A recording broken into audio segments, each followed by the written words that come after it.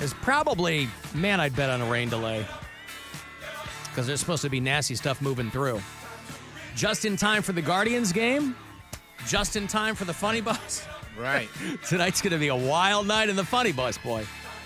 That's a sold-out ride. Wet Wild, baby. Yeah. Show must go on. I'm looking forward to it. I'll be there. We got a sold-out bus ready to roll. I'm bummed that there's only, I only got 2 more. I have one more. You have one more after tonight. Yep. Yeah.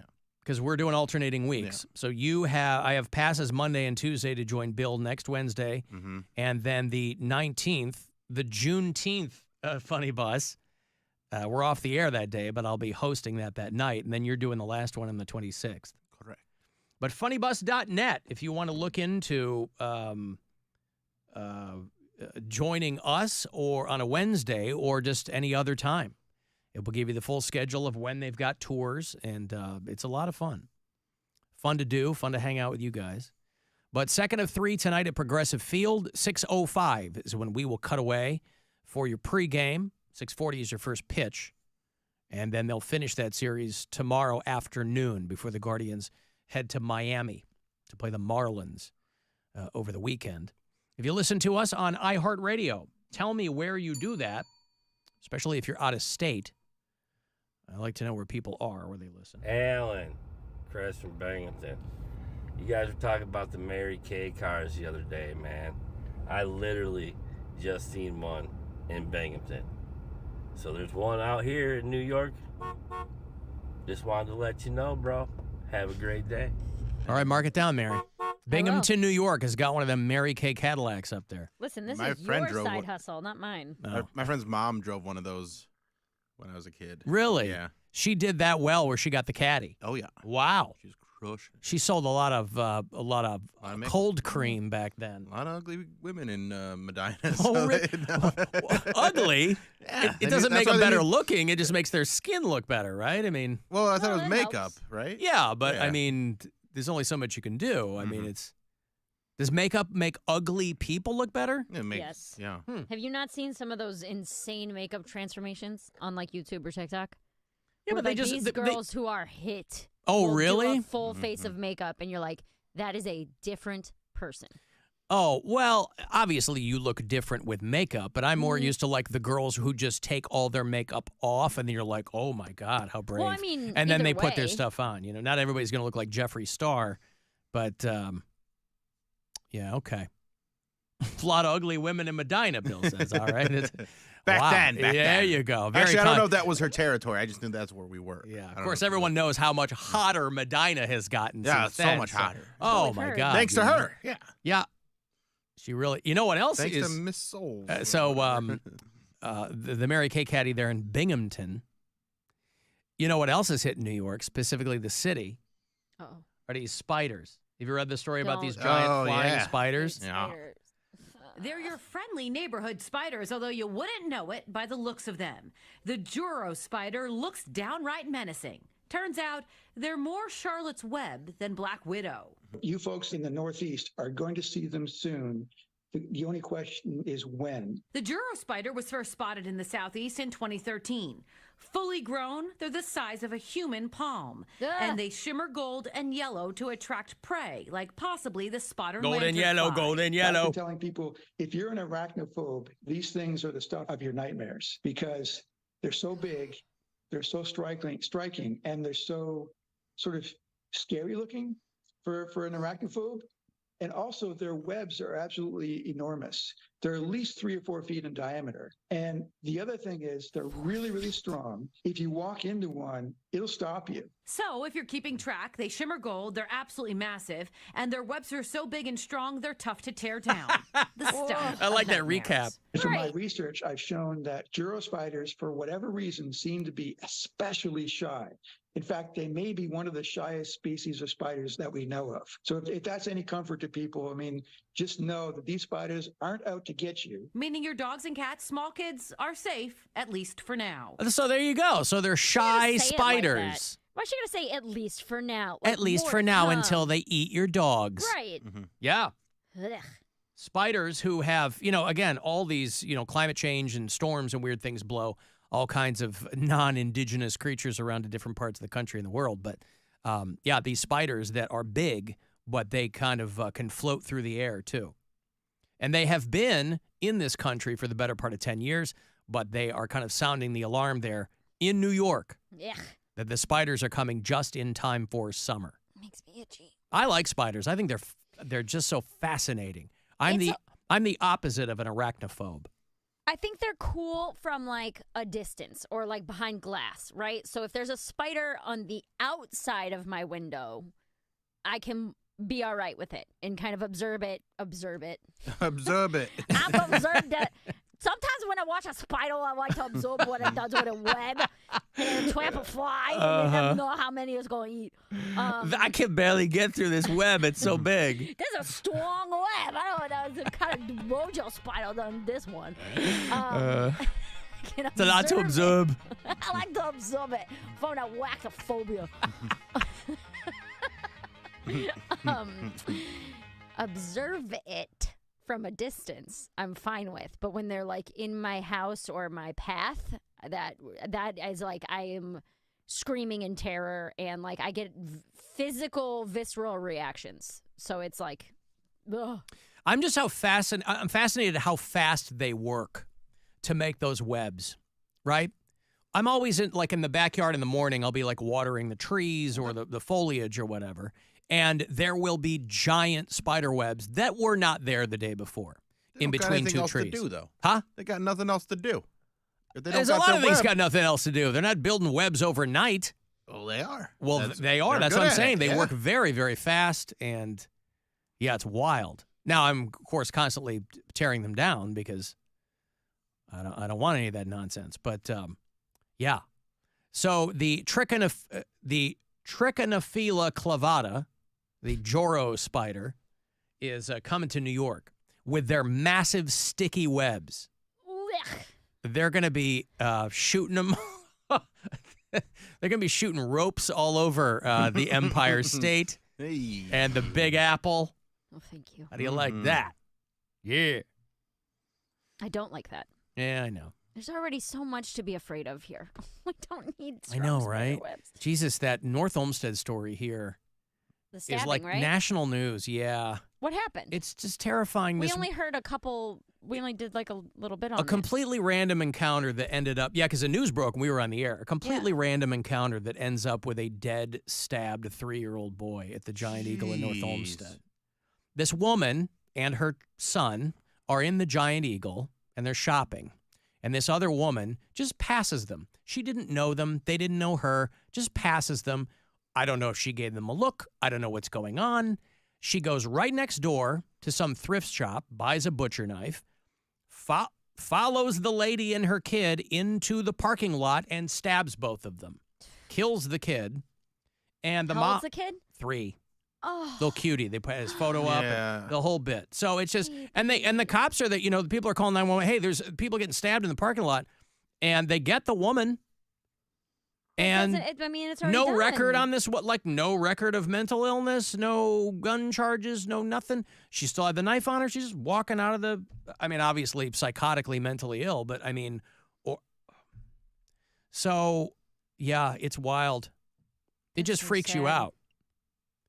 You keep your head on a swivel, man, because you just never, ever, ever know. You can't blame people for.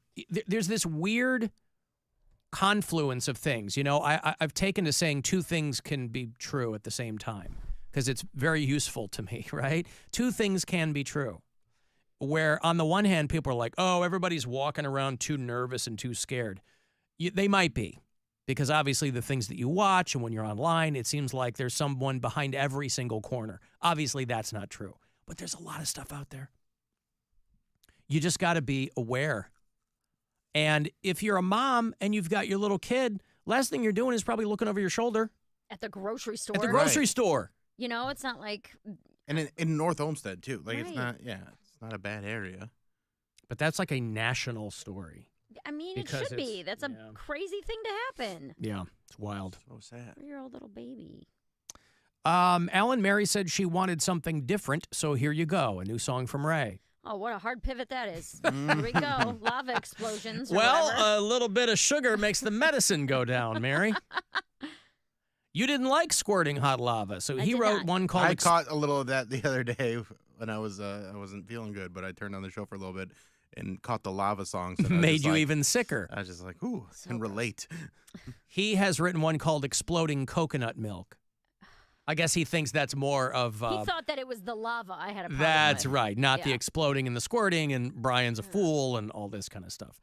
Exploding Coconut Milk is this song. Coconut Milk Explodes, Mary Santora's Toes. I'm just leading you into the way this is Okay. This is the beginning. preamble. Yep.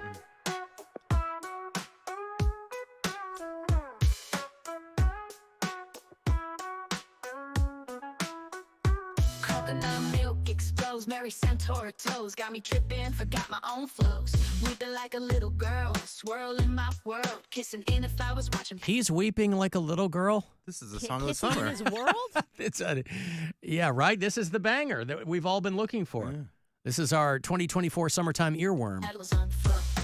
Brian's a rodent, needs a trap. Sick of his nonsense, time for a rap. Satan laughs, darkness overlaps. Take out the trap. So, what?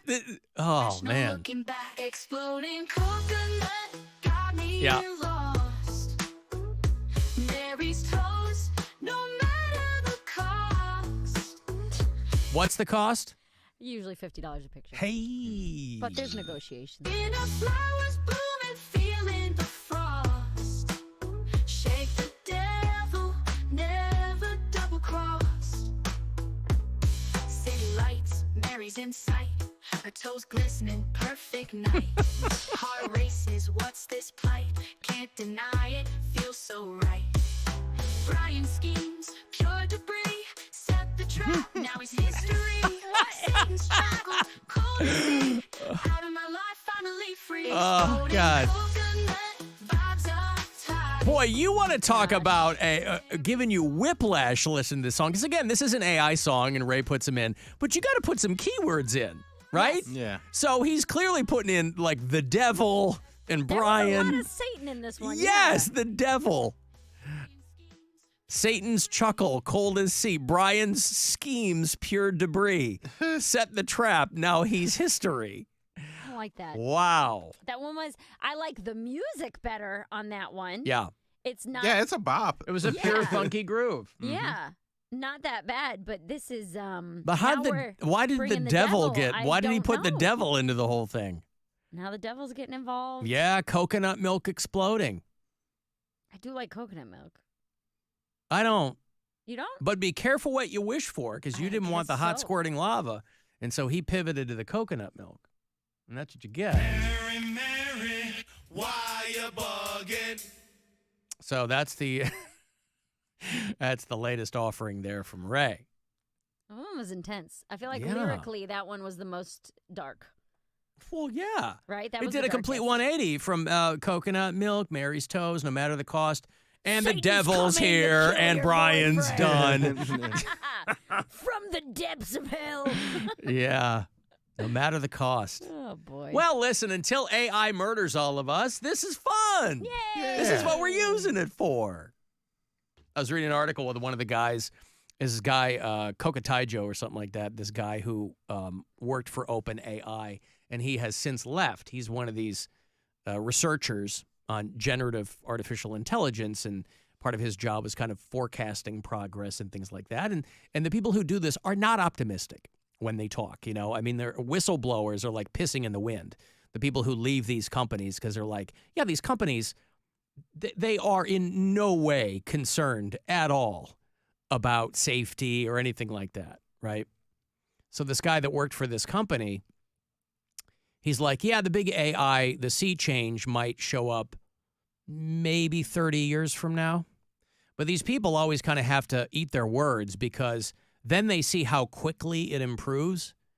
And he goes, oh, yeah, it might happen 3 years.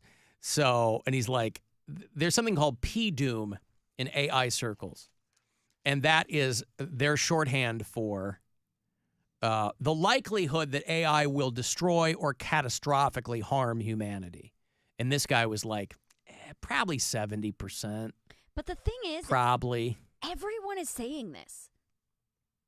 Like everybody who, like you said, they're the whistleblower, whatever. Like This should be more concerning. But no company is They're going. not gonna.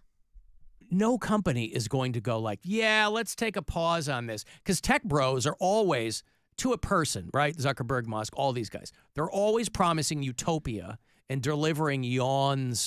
Because it's just about money, which is fine in the grand scheme of things. But then don't tell me that it's going to, that's always boring. So, yeah. There's nobody in these companies who has their eye on the ball. They're just stacking VC cash because they're like, well, when the shrimp hits the fan, we'll have our bunkers or whatever. So what do we care? But the people who kind of sound the alarms on this are like, hey, we should kind of give this a look and maybe not. And they go, nah, be fine. Yeah. Checks. Because they go, look, every 15 years, something like this happens in tech. Every 15 years or so, there's this sea change, right? In the 80s, it was personal computers. You had something that used to take up an entire room. Now it's on your desk. And then in the mid-90s, it was the dot-com bubble. It was the rise of the internet. And then 15 years ago from now, it was the smartphone. So about every decade and a half, there's this huge tech thing that the money people don't want to be left out of. So these AI companies get money from Google and Meta and Microsoft. And there's so much money involved because everybody wants to be first. Everybody wants to have their name on it. But there's just lip service paid to what this might do. Because ultimately, they don't know. Nobody knows. And we're just guinea pigs in the meantime. But in the meantime, we get fun songs. Okay, but I'm a little young to remember any of the other things. Were there concerns about your home computer overtaking your house? No, not like So that's what I'm saying, is that this is the first time that it feels like experts are speaking out like, guys, we have got to get this under control. Well, I mean, every whatever that next tidal wave of tech development is, it's always more intense and pervasive than the one that came before it. So when the cell phone got to be a big deal, the internet wasn't really a thing yet. So people weren't thinking, oh, my God, the phone is going to make everybody, it's porn and it's going to disassociate people from each other the way that it is now. And yeah, I don't know. But the people, but all these people who leave these companies are like, I had to leave because they're not concerned with safety. It's like, well, all they're concerned about is, showing the people who invest in the company, hey, here's what we're doing. And whatever. In the meantime, Ray's got Satan and you and your toes and coconut squirt milk or whatever, Right. whatever that was called. Enjoy it while it lasts. Coconut squirt. Yeah. Coconut squirt milk at any cost. I got a break.